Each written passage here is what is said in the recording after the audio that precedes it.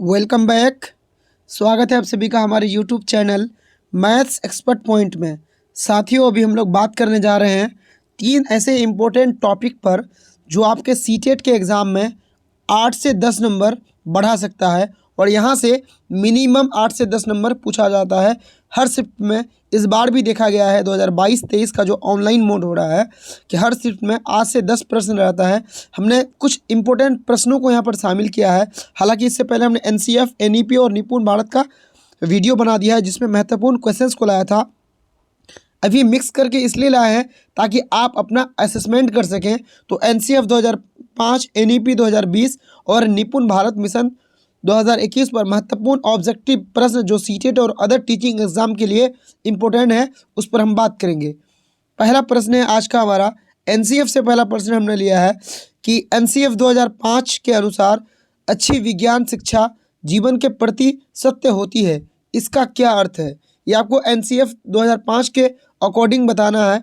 पहला है विज्ञान बालक को अर्थपूर्ण ढंग से व्यस्त करने में सक्षम हो, विज्ञान बालक को वैज्ञानिक ज्ञान अर्जित करने की प्रक्रियाओं को सीखने के लायक बनाए, विज्ञान आसान जीवन व्यतीत करने में सहायक हो, या विज्ञान बालक की कार्य की दुनिया में प्रवेश हेतु तैयार करे। तो ऑप्शन 4 है। आपको ये जो है मॉक टेस्ट के तरह बनाना है क्योंकि हम आंसर कर देंगे, लेकिन पहले आपको आंसर वीडियो रोककर करना है। तो इसका सही आंसर हो जाएगा ऑप्शन 4, यानी विज्ञान बालक को कार्य की दुनिया में प्रवेश करने हेतु तैयार करे। ये एनसीएफ 2005 के अकॉर्डिंग अच्छी विज्ञान शिक्षा नीति के प्रति सत्य है। चलेंगे हम आज के दूसरे प्रश्न में जो कि हमने लिया है एनईपी 2020 से, और इस क्वेश्चन को पढ़ेंगे और आंसर करेंगे आप। क्वेश्चन है कि राष्ट्रीय शिक्षा नीति एनईपी, इनको नई शिक्षा नीति भी कहा जाता है, 2020 में निम्न में से कौन सा कथन प्रस्तावित है? पहला है अपनी मातृभाषा में शिक्षित होना शैक्षिक और प्रौद्योगिक उन्नति में बाधक है। आप समझ रहे हैं इसको, बाधक है बोला है। विद्यालयों को बच्चों को अंग्रेजी भाषा की प्रथम भाषा के रूप में सीखने और बोलने के लिए प्रोत्साहित करना चाहिए। बाल विद्यार्थियों के लिए बहुभाषी होने के उच्च संज्ञानात्मक लाभ हैं, या द्विभाषी उपगाम विद्यार्थी में। तो आपके सामने 4 ऑप्शन है, आपने सही आंसर को टिक कर लिया होगा कि जो है बाल विद्यार्थियों के लिए बहुभाषी होने के उच्च लाभ संज्ञानात्मक लाभ है, यानी बच्चों को जो है बहुभाषी होगा तो इससे हमें कई कॉग्निटिव लाभ मिल सकता है। पहला क्या बोला है कि मातृभाषा को बाधक बोला है, तो ये कतई नहीं हो सकता है। ऑप्शन 2 में कह रहा है कि प्रत्येक बच्चा को जो है प्रथम भाषा अंग्रेजी, यानी मातृभाषा उनका जो भी हो उनको पहले अंग्रेजी सिखाएं, तो ये बात बिल्कुल गलत है। और चौथा जो है ये स्पष्ट नहीं है, इसलिए ऑप्शन 3 यहाँ पर बिल्कुल हो जाएगा सही। हम चलेंगे आज के तीसरे प्रश्न पर जो है आपके निपुण भारत से, क्योंकि निपुण भारत से भी प्रति सेट में एक एक प्रश्न पूछा जाता है, इसलिए हमने इसका कुछ प्रश्न को लिया है। तो भारत डेक्स्टर योजना यानी निपुण का संचालन किस विभाग द्वारा किया गया है? शिक्षा मंत्रालय, पर्यावरण विभाग, संसाधन मंत्रालय, निपुण भारत, शिक्षा और साक्षरता विभाग। आपको सही आंसर करना है कि इसमें कौन सा होगा। निपुण जो है 5 जुलाई 2021 में इसको शुरू किया गया है। ये भी एक बार प्रश्न सीटेट में पूछा है, कब शुरू किया गया? 5 जुलाई 2021 को। और ये एनईपी 2020 को सही तरह से लागू करने के लिए लाया गया था। इसे किसके द्वारा संचालित किया जा रहा है? तो इसका सही आंसर होगा ऑप्शन 4, इसे निपुण भारत शिक्षा और साक्षरता विभाग द्वारा संचालित किया जा रहा है। ऑप्शन 4 बिल्कुल सही हो जाएगा। आप यहाँ कहेंगे कि 2 के बाद 4 हो गया, यानी एक प्रश्न आपको टोटल में कम कर देना है, क्योंकि यहाँ दो क्वेश्चन के बाद सीधे 4 हो गया है। चलेंगे हम 5वें प्रश्न पर। आज का हमारा 5वां प्रश्न है जो बहुत ही मोस्ट इम्पोर्टेंट है। अगर आपका एग्जाम आगे है, चाहे वो सीटेट का हो या केवीएस का हो, किसी भी टीचिंग एग्जाम है, तो एनसीएफ 2005 में उल्लेखित गणित का लंबा आकार संबंधित है। एनसीएफ 2005 में गणित का लंबा आकार का क्या मतलब है आपको बताना है। चुनौतीपूर्ण समस्याओं का समाधान, मैथ्स गेम बनाना, व्यवहारिक व क्रियाशील अनुभव प्रदान करना, एक अवधारणा पर दूसरी अवधारणा का निर्माण। तो जो इसका सही आंसर होगा उसको आपको बताना है। इसका सही आंसर होगा एक अवधारणा पर दूसरी अवधारणा का निर्माण। इसका मतलब ये है कि जब आप देखते होंगे कि एनसीईआरटी की किताबों में छोटे से चीज़ों को बड़ा किया गया है। पहले जो है काउंटिंग नंबर दिया गया है, फिर उसके बाद जोड़ दिया गया है, फिर घटा, मतलब छोटे छोटे से लंबा एक संकल्पना पर दूसरी संकल्पना, अवधारणा जो है संकल्पना को ही कहा जाता है। ऑप्शन 4 बिल्कुल हो जाएगा सही। चलेंगे हम आज के पांचवें प्रश्न पर, सॉरी छठे प्रश्न।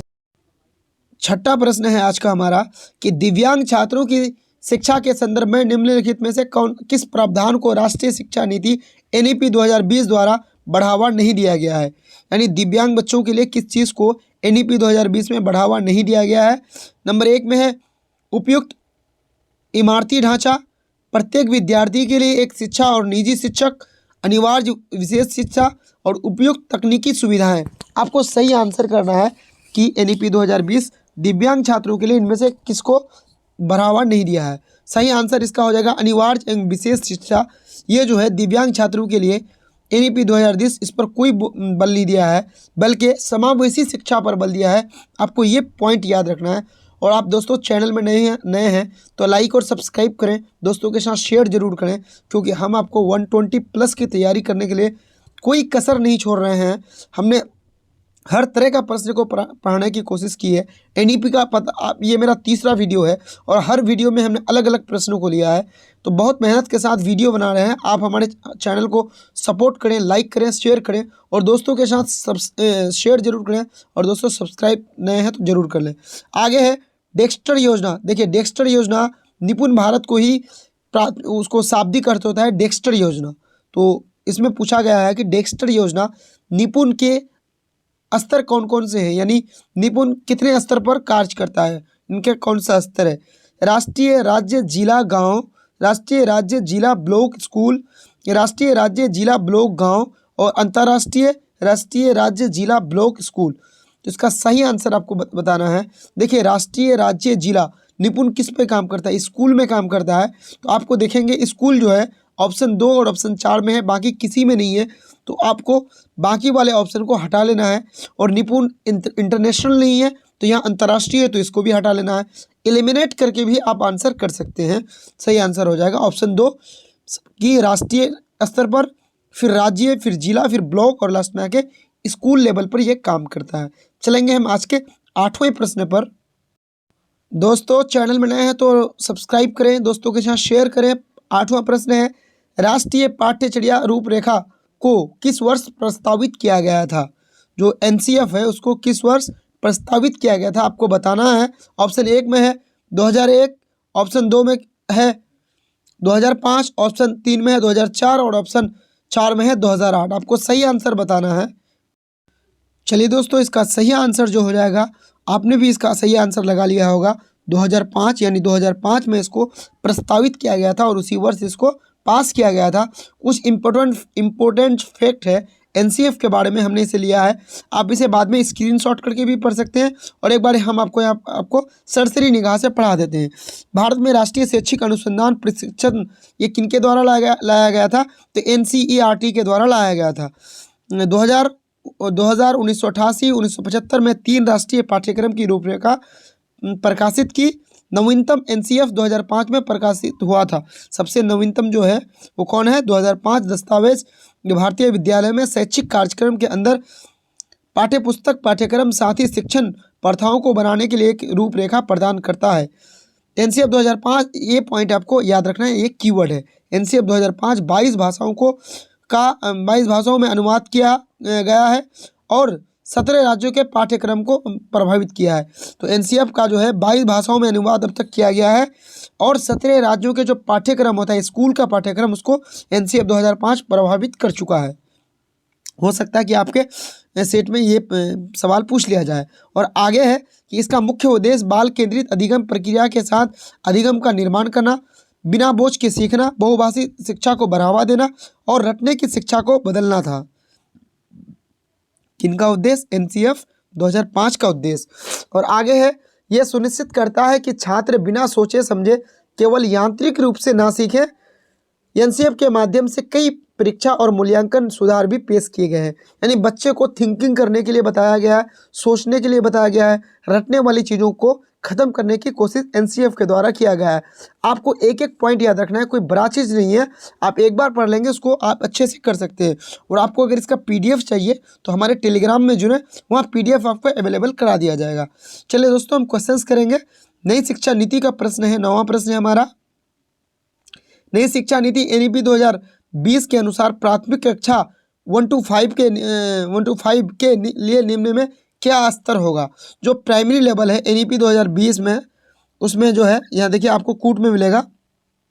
पहले आप यहाँ पढ़ लें, क्या है कि 1 to 5 के लिए निम्न में क्या स्तर होगा, आरंभिक स्तर, मध्य स्तर या बुनियादी स्तर। तो देखिए इसमें एक आरंभिक होता है और एक बुनियादी होता है। मध्य स्तर क्यों नहीं होता है हम उसको बताएंगे। यहाँ पर सही कौन है, ए और सी। तो देखेंगे किस ऑप्शन में है, यहाँ ऑप्शन सी में है आपको ए और सी, यानी ऑप्शन सी बिल्कुल सही होगा। देखिए अब यहाँ पर बताया गया है उस चीज़ को। इसलिए स्कूली शिक्षा के लिए पाठ्यचर्या, शैक्षिक संरचना, पाठ्यचर्या ढांचा को चरणों से मिलाकर 5+3+3+4 डिजाइन द्वारा निर्देशित किया जाएगा। बुनियादी देखिए शुरू के 5 साल में क्या होता है, पूर्व स्कूल के लिए 3 साल और 1 और 2 क्लास के लिए 2 साल, तो 5 साल तो यहाँ पे हो गया। अब आगे बोला है, ये हो गया बुनियादी चरण। इसमें क्या क्या आता है, खेल गतिविधि आधारित शिक्षा शामिल होगी। इसमें अच्छे व्यवहार, शिष्टाचार, नैतिकता, व्यक्तिगत और सार्वजनिक स्वच्छता, स्वास्थ्य, समूह कार्य, सहयोग आदि पर ध्यान देना शामिल होगा। ये किसमें, पूर्व स्कूल में, यानी 5 में, जो शुरू के 5 है।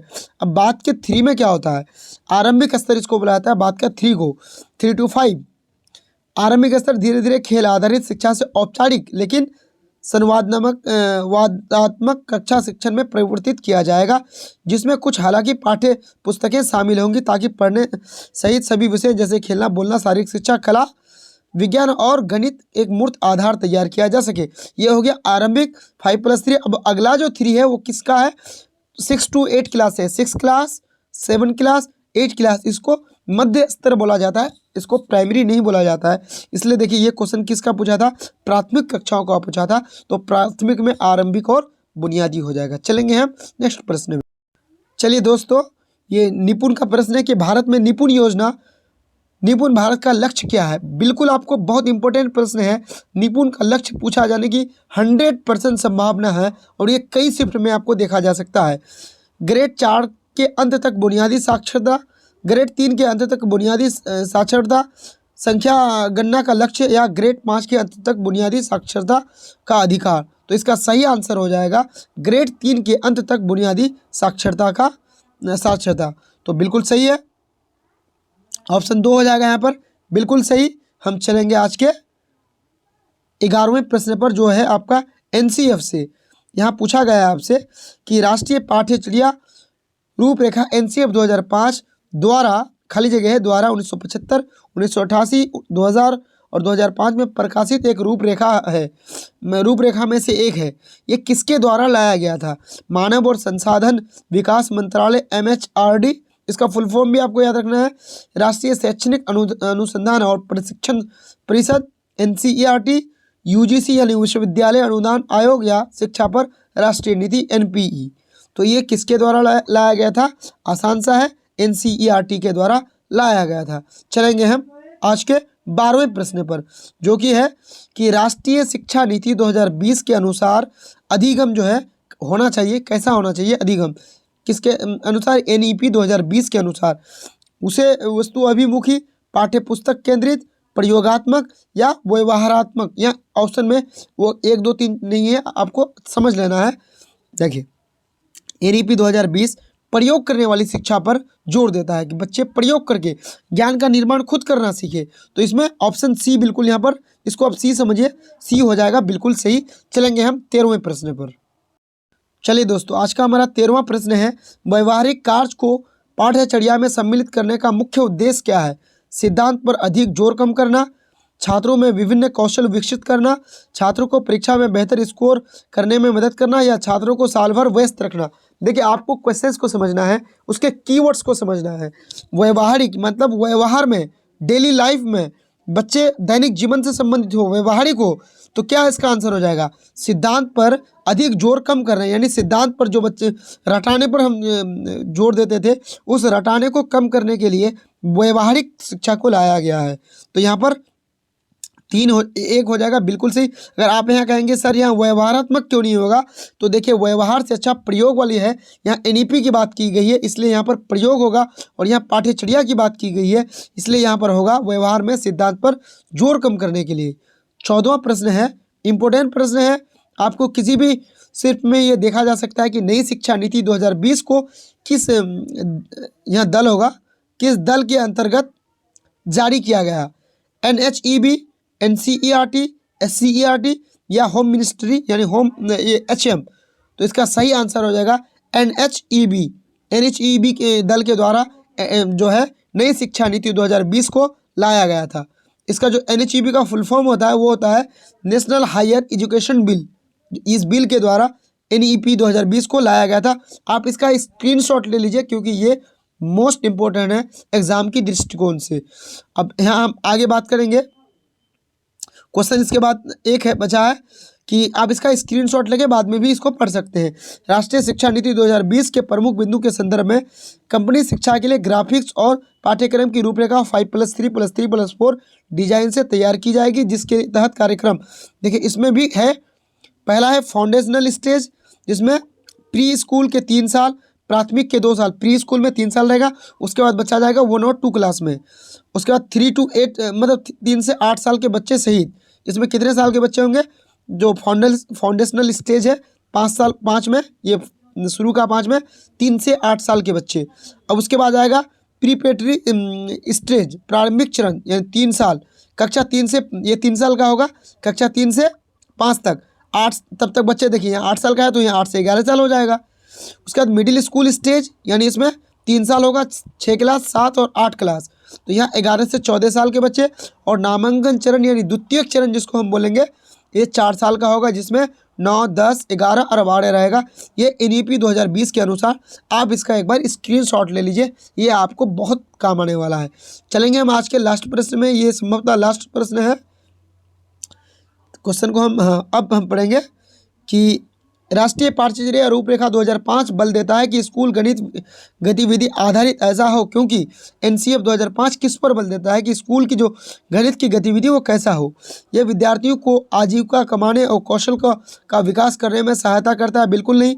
देखिए आजीविका कमाने के लिए यानी कमाने के लिए जो है तैयार नहीं करता है। ये विद्यार्थियों में गणित में अर्थपूर्ण समस्याओं को हल करने सुलझाने के लिए प्रोत्साहित करता है, बिल्कुल सही है। और आगे है कि गणित में अमूर्त संकल्पनाओं को समझने के लिए ये मूर्त अनुभव उपलब्ध कराता है, ये भी बिल्कुल सही है। और लास्ट में है प्राथमिक कक्षाओं में बच्चे मनोरंजन का समय उपलब्ध कराता है। तो यहाँ पर ये जो कूट में है बिल्कुल कूट में होना चाहिए। तो कूट में इसका आंसर कौन हो जाएगा दोस्तों, इसका सही जो आंसर होगा B और C जो है ऑप्शन 1 में B और C बिल्कुल हो जाएगा सही। तो आपका कितना टोटल 14 में सही हुआ आप हमें कमेंट करके ज़रूर बताएं। और चैनल में नए हैं तो प्लीज़ आपसे रिक्वेस्ट है आप चैनल को लाइक और सब्सक्राइब कर दें, और जिन दोस्तों का एग्ज़ाम नहीं हो उनको शेयर ज़रूर कर दें ताकि उनका भी एग्ज़ाम में अच्छा स्कोर आ सके। आपका 120+ का स्कोर होगा, ये हमारे लिए बहुत खुशी की बात होगी। थैंक यू दोस्तों, धन्यवाद।